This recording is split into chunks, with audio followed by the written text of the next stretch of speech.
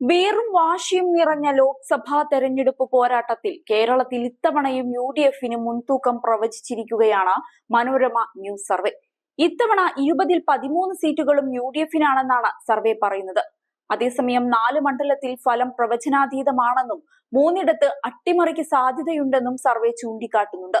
കഴിഞ്ഞ ലോക്സഭാ തെരഞ്ഞെടുപ്പിൽ 20-ൽ 19 സീറ്റുകളായിരുന്നു UDF-ന് നേടാനായത്. ആലപ്പുഴ മാത്രമായിരുന്നു LDF വിജയിച്ചത്. എന്നാൽ ഇക്കുറി തിരുവനന്തപുരം, കൊല്ലം, പത്തനംതിട്ട, ആലപ്പുഴ, കോട്ടയം, എറണാകുളം, ഇടുക്കി, ആലത്തൂർ, മലപ്പുറം, കോഴിക്കോട്, പൊന്നാനി, വയനാട്, കാസർഗോഡ് മണ്ഡലങ്ങളിൽ മാത്രമാണ് UDF-ന് വിജയം പ്രവചിക്കുന്നത്.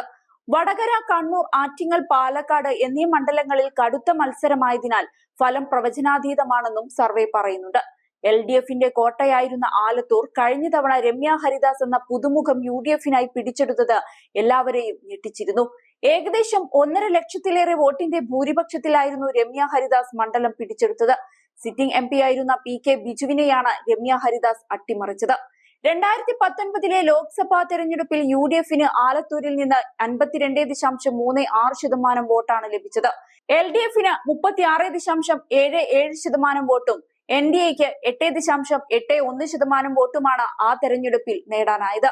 വോട്ട് വിഹിതത്തിൽ UDF-ന്റെ ഭൂരിപക്ഷം 15.59% ഇത്തവണ രമ്യ ഹരിദാസ് തന്നെയാണ് UDF-നായി വീണ്ടും ജനവിധി തേടുന്നത്. LDF-നായി സംസ്ഥാനത്തെ മന്ത്രി K രാധാകൃഷ്ണനാണ് മത്സരിക്കുന്നത്. NDA-ക്കായി TN സരസുവും മത്സരിക്കുന്നുണ്ട്. ഈ തെരഞ്ഞെടുപ്പിൽ രമ്യ ഹരിദാസിലൂടെ UDF-ന് 44.93% വോട്ടാണ് മനോരമ ന്യൂസ് VMR സർവേ പറയുന്നത്. LDF സ്ഥാനാർത്ഥി K രാധാകൃഷ്ണന് 39.06% വോട്ടും NDA സ്ഥാനാർത്ഥി TN സരസുവിന് 15.03% വോട്ടും നേടാനാകുമെന്നാണ് സർവേ പ്രവചിക്കുന്നത്. 5.87% വോട്ട് വിഹിതത്തിന്റെ ഭൂരിപക്ഷത്തിലായിരിക്കും UDF-ന്റെ വിജയം.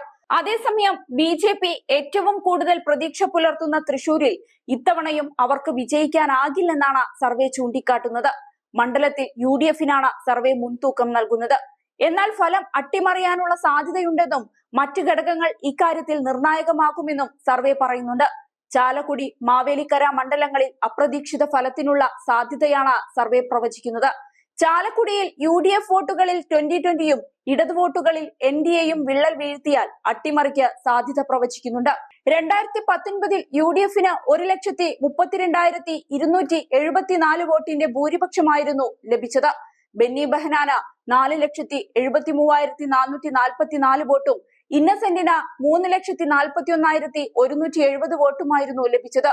1,28,996 വോട്ട് നേടിയ AR രാധാകൃഷ്ണൻ മണ്ഡലത്തിലെ BJP വോട്ട് ആദ്യമായി 1 ലക്ഷം കടത്തിയിരുന്നു. ഇത്തവണയും ബെന്നി ബെഹനാനാണ് മണ്ഡലത്തിലെ സ്ഥാനാർത്ഥി. മുൻ മന്ത്രിയും ജനകീയ മുഖവുമായ പ്രൊഫസർ C രവീന്ദ്രനാഥാണ് LDF-നു വേണ്ടി മത്സരിക്കുന്നത്.